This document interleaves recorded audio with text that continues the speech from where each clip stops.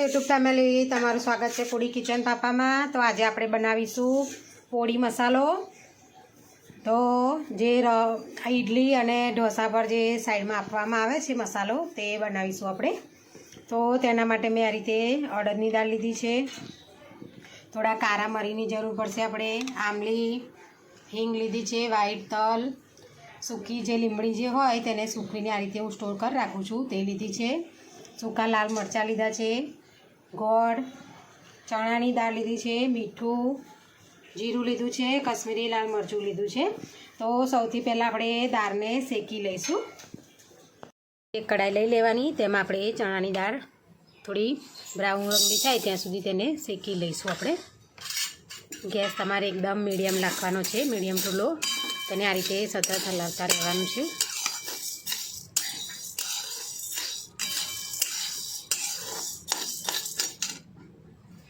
જો આ રીતે થોડી બ્રાઉન રંગની દાળ થાય ત્યાં સુધી આપણે શેકી લેવાની છે તેને। દાળ શેકીને વાપરવાથી પોળીનો એકદમ ટેસ્ટ સરસ આવે છે, એટલા માટે આપણે મસાલા બધા શેકીને વાપરીશું। આ રીતે આપણી દાળ બ્રાઉન રંગની થઈ ગઈ છે। હવે તેને એક વાસણમાં કાઢી લઈશું આપણે। હવે આપણે વાસણમાં અડદની દાળ નાખી દઈશું, તેને પણ મીડિયમ ગેસ પર આપણે શેકી લેવાની છે। એ દાળને પણ આ રીતે થોડો બ્રાઉન રંગનો આવે ત્યાં સુધી તેને શેકી લેવાની। હવે તેને પણ એક વાસણમાં કાઢી લઈશું આપણે।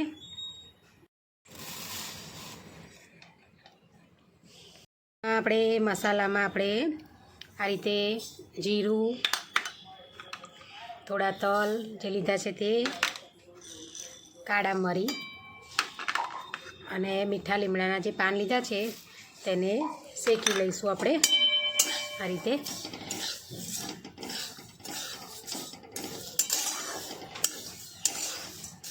તલને કેવું થોડા થોડા શેકવાના છે આપણે, ફૂટે ત્યાં સુધી આપણે શેકી લેવાના તેને આ રીતે। આ રીતે તલ, જીરું, મરી અને મીઠા લીમડાના પાન પણ શેકાઈ ગયા છે, તેને પણ આપણે વાસણમાં કાઢી લઈશું।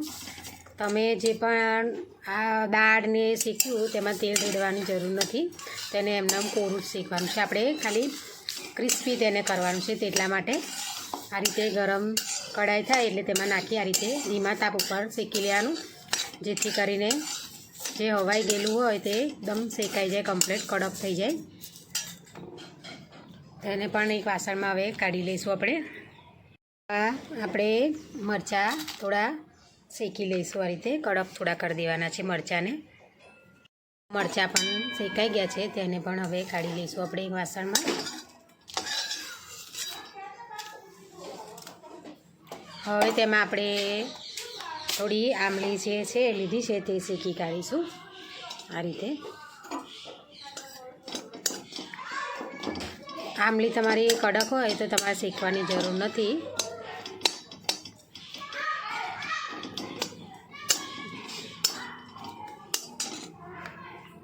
પણ શેકાઈ ગઈ છે, તેને પણ આપણે કાઢી લઈશું।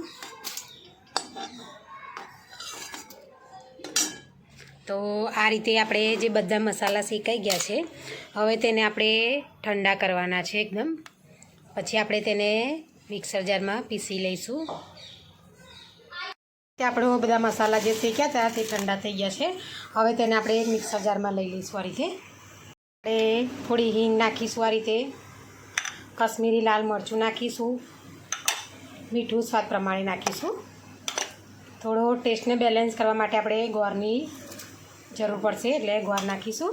તો આપણે બધું હવે મિક્સર જારમાં પીસી લઈશું। આપણે મિક્સર જારમાં પીસી લીધું છે, તેને થોડું આ રીતે અચકચરું રાખવાનું, જેથી કરી ખાવામાં એકદમ સરસ લાગે છે આ રીતે। આમાં તમે પીસશો એટલે આ રીતે અચકચરું જ તમારે પીસાશે ચણાની દાળને લીધે આપણે। અને તમે ઇડલી કે ઢોસા સાથે ખાઈ શકો છો, કે કોઈ પણ રોટલી ભાખરી સાથે પણ તમે ખાઈ શકો છો। તેને એરટાઇટ કન્ટેનરમાં મહિના સુધી સ્ટોર પણ કરી શકો છો આ રીતે। તો જો આ રીતે આપણે પોળી જ મસાલા બનીને રેડી થઈ ગયો છે। તો અમારી વિડીયો તમને પસંદ આવી હોય તો લાઇક, શેર, સબસ્ક્રાઈબ કરવાનું ભૂલતા નહીં।